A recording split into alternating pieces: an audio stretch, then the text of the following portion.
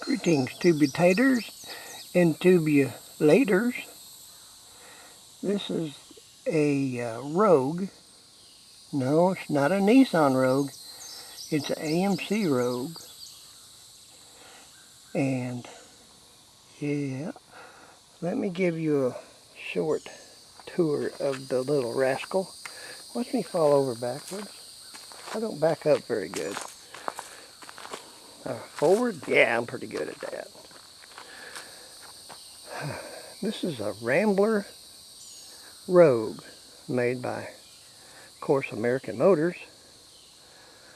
And I got this kind of because my idol, one of my idols, Mr. Peak, has him a cute little Rambler. So now I'm trying to be like him, which is a wonderful thing, I think. Let me show you the wonderfulness of it. Yeah, it's old and it's scuffed and rusty and stuff, but got it where it counts.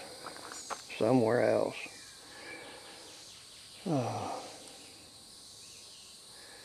It used to have a powerhouse 6-cylinder in it, I believe. Looked under the hood and it's not there. So I guess the transcription is not there.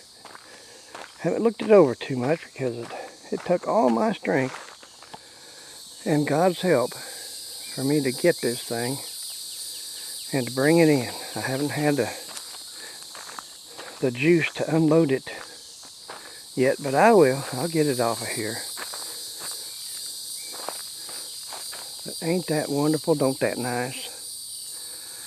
Now, I'm slightly hurt and a little disappointed. Hey, I'm getting a phone call. Let's see who it is. Oh, nope, lost it. Get away from me, cowfly. Where wasn't I? May have to back this up to find out. Anyway, the phrase that I always use, I don't get to hear it from anybody else, and I think it rings true for probably 90% of the people that I watch dragging these old project cars in. And it goes that if it was any rougher, I wouldn't want it. And if it was any better, I couldn't afford it. And I think that's about as true as you can say about these old cars. I think. And this car, it's strange. It's, even though it had a thrifty 6 in it, an automatic, I think. It does have power steering, or had power brakes, and it has air conditioning in it. Look at the teardrop button on that. Ain't that cute? Don't that nice? Here's the guts, the bad stuff. But as long as the state of Arkansas keeps making road signs, I got this licked. There's the goofy air conditioning. Hey, it's got a radio. Yay, oh, okay. They're just 2 pedals in the floor. Well, against the floor. And I don't know what that bumper goes to, but no seats, kinda. Door cards, looks usable maybe. Headliner, it's got a headliner. I don't know why it still has a headliner. Oh, it's one piece. It's a fiberglass headliner. How smart. But rockers are good. And I can see the frame rail thingy. They're passable. And it's just a happy little car that needs It just needs about $10,000. Clicks shut. Now, they got these wheels on here. The Giant that I bought this off of. And I don't know that bolt pattern. Of course, it just takes 2 lug nuts to, yeah. Of course, I drove a Crosley 80 miles an hour with just 2 lug nuts on every wheel. But that's me. Don't be me, please. But I don't. If anybody knows the bolt pattern, I'm hoping that's a Ford bolt pattern because I've got some better wheels to put on it. But it looks a little bit short. A little bit close together for a Ford bolt pattern. I don't know. This is my first Rambler. And it's got the keyed rear end. The hubs are on an axle with a keyway in it, which is simple, and it's what they had back in the horse and buggy days. I don't know what that, oh, that's a wasper nest. I've been fighting waspers. Need a gas cap for it. Of course, it's a weird beveled gas cap. Probably needs everything. And there you have it.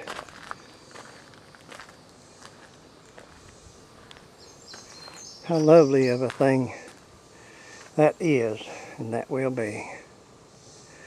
I don't know what engine it needs, but I don't know if I get that far with it or not. I would like to, but I would like to drive this around, fix that, hot rod that, get this little 67 Mustang going. Well, it's already, I've started it, and it runs good. But they were fixing to crush it. I'll do another story on this thing. It's worth a little bit of talking and looking. But anyway, it's not crushed yet. Hopefully never. And that thing over there needs my 428 put in it, a 4-speed. So anyway, that's the spoils of yesterday and today.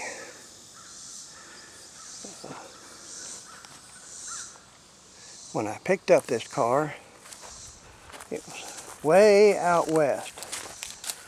And my MapQuest telephone told me I was out there in the woods, way back in the woods. And my MapQuest thing says, "Welcome to Oklahoma." It was out by Fort Smith, which is where the hanging judge was and probably still is. The people I bought this off of, wonderful, wonderful people. Of course, car people, you know, they're all great. First thing I did was when I got there, and my truck's not low, it's pretty high up in the air. But I drove up in the yard, and there's 3 dogs looking down on me from the outside of my door.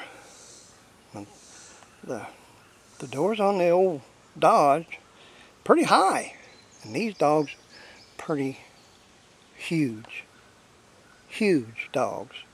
Tall, big, heads are bigger than a 16-inch tire. And of course I stupidly just opened the door. Here they come. And I petted every one of them. And really having fun petting them because I love dogs. And I looked behind them, and there was this 19-foot tall man. And it was like the Valley of the Giants.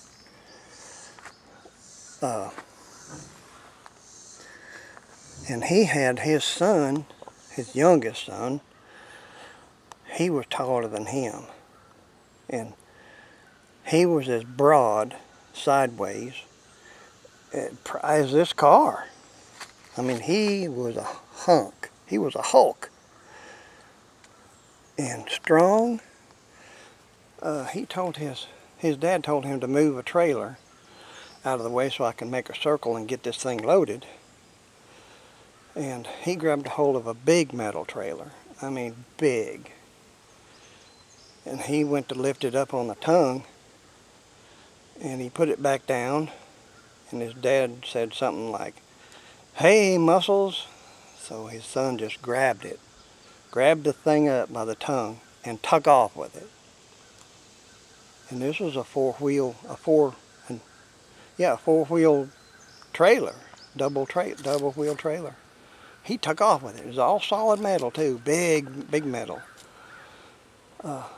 He took off with it.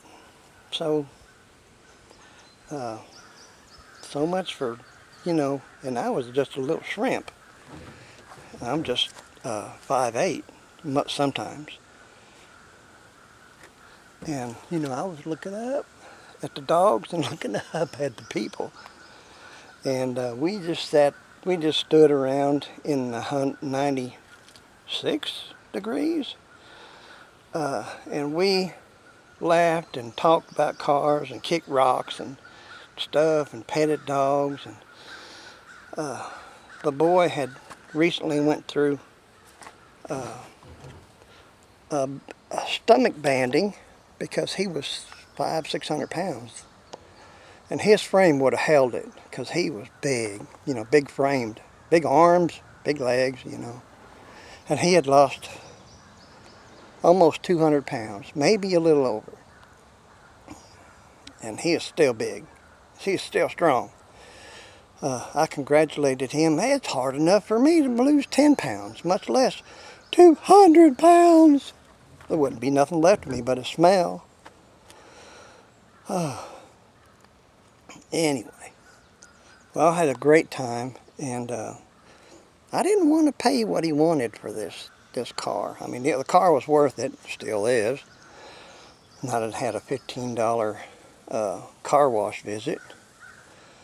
I didn't really want to ask him if he'd take any less because his hands was as big around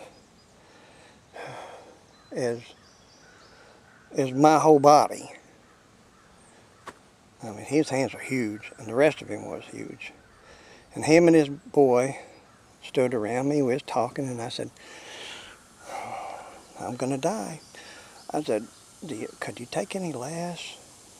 And he said, "Well, tell me what you got in mind." So I gave him a price, and he took it and patted me on the shoulder. Of course, I politely fell down into the dust and cut my arm when I fell. And it's hot out here. Can you see I don't know if you can see the sweat. Look at the sweat dripping. And anyway, that's the purchase of it. Handed me the title. And they loaded this thing. This trailer of my neighbor's, my wonderful neighbor who takes great care of me, it's got a really good winch on it and battery. He put a battery in it for me, got everything going. And they grabbed it.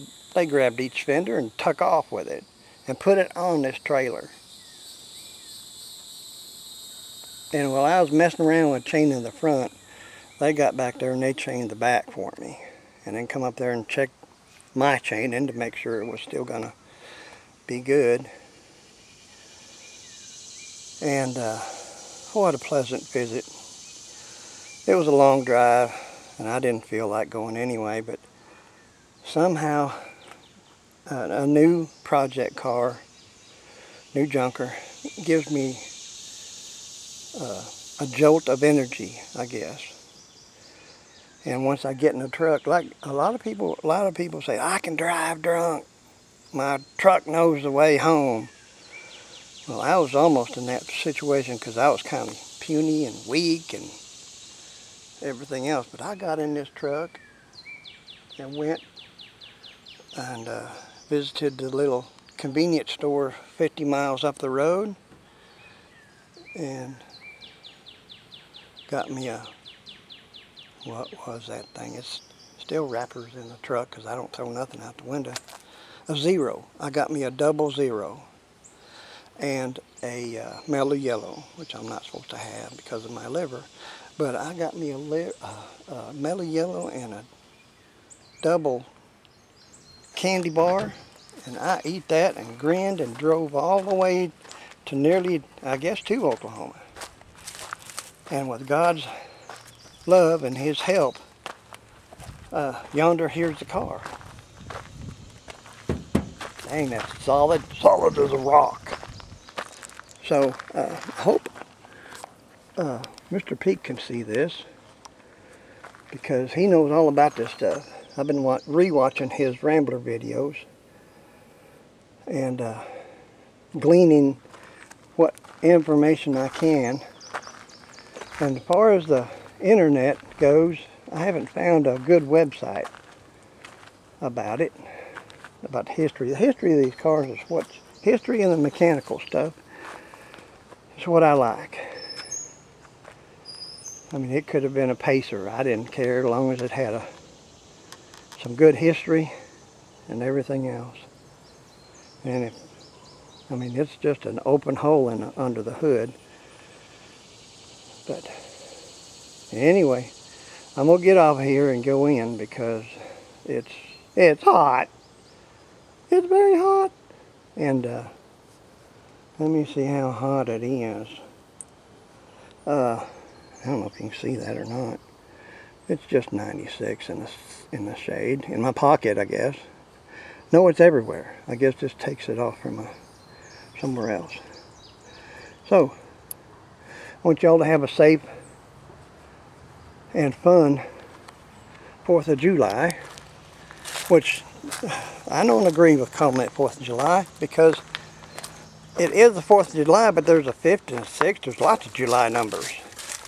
What it actually is Independence Day, which is a very important day for all of us Americans and those that want to be American.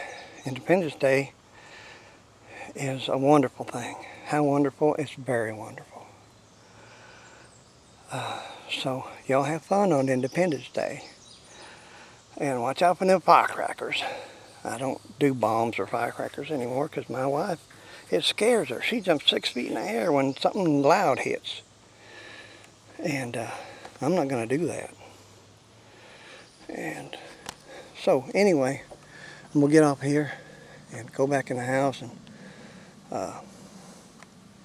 rest a little bit because I'm still knackered from my trip. But due to all y'all's prayers and good juju you sent me, I'm getting better. I'm hopefully out of my nuclear glowing thing from that test they give me. And I'm just waiting to go to the cancer place and find out what their plan is.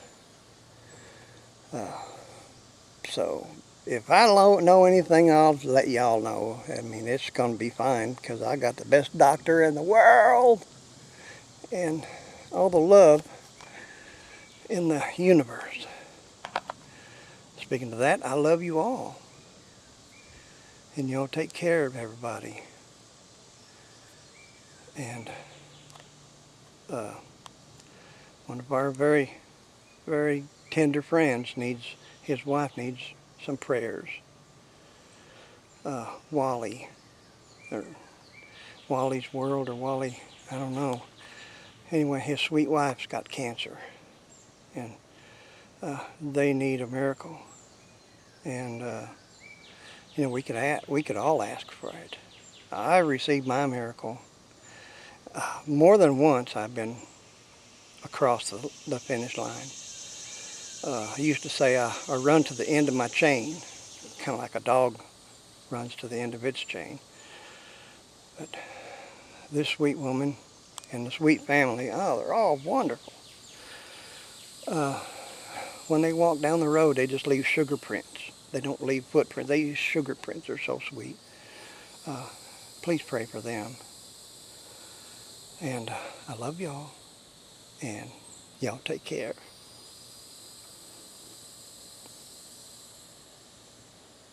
I hit the button last time back here, back behind it. Confuso Vision.